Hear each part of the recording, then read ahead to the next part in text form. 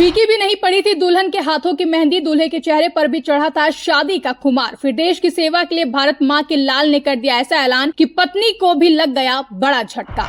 शादी के अगले दिन ही सरहद से आ गया पति का बुलावा। लोगों ने कहा अब क्या होगा, लेकिन तभी पति पत्नी ने एक दूसरे से किया वादा और फिर ले लिया ऐसा फैसला कि लोगों की कांप उठी रूह।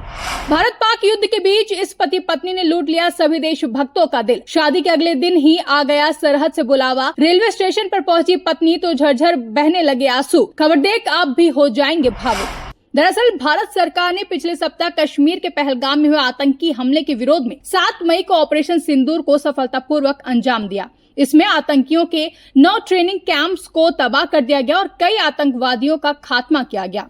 इस बीच छुट्टी पर घर आए सभी सैनिकों को सीमा पर वापस आने के आदेश मिले थे, क्योंकि भारत और पाकिस्तान के बीच तनाव बढ़ सकता था। इसमें जलगांव जिले के पाचोड़ तहसील के खेड गांव नंदीचे गांव के निवासी मनोज ज्ञानेश्वर पाटिल का किस्सा भी है। हाल ही में 5 मई को उनकी शादी यामिनी से हुई थी, लेकिन शादी के बाद उन्हें तुरंत सेवा में शामिल होने का आदेश दिया गया।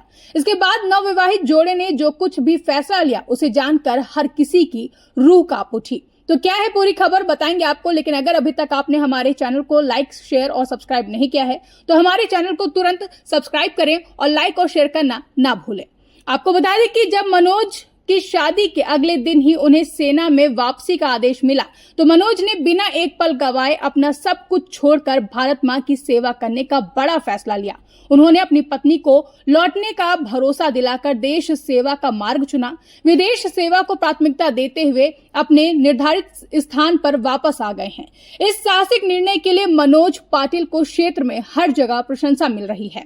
देश की सुरक्षा के लिए जवान मनोज पाटिल को उस परिस्थिति में फोन आया जब उनकी मेहंदी भी फीकी नहीं पड़ी। उन्होंने विश्वास व्यक्त किया कि हमारे सैनिक एक नहीं बल्कि 10 दुश्मनों को मार गिराकर विजय प्राप्त करेंगे। इस अवसर पर सेवानिवृत्त पुलिस अधिकारी विजय सिंह पाटिल का भी अभिनंदन किया गया। पचोरा रेलवे स्टेशन पर सैनिक मनोज पाटिल को देश की सीमा पर रवाना करते समय उनके माता पिता, पत्नी, भाई और अन्य लोगों की आंखों में आंसू थे। रेलवे स्टेशन पर मौजूद लोगों ने कहा कि सेना की वर्दी पहने एक शख्स को रेलवे स्टेशन पर परिवार और रिश्तेदार छोड़ने आए थे।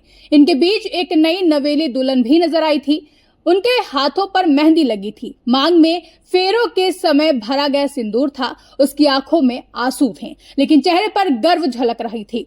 ये वह नवविवाहिता थी जिसकी शादी 3 दिन पहले हुई थी। घर के रिश्तेदार वापस नहीं हो सके और पति को देश की रक्षा के लिए निकलना पड़ा। पत्नी यामिनी ने कहा, मेरा सिंदूर मेरे देश के नाम। उन्होंने कहा कि वो अपने देश को अपना सिंदूर भेज रही हैं। फिलहाल के लिए इस खबर में बस इतना ही। ऐसी तमाम बड़ी खबरों के लिए आप हमारे चैनल को लाइक, शेयर और सब्सक्राइब करना ना भूलें।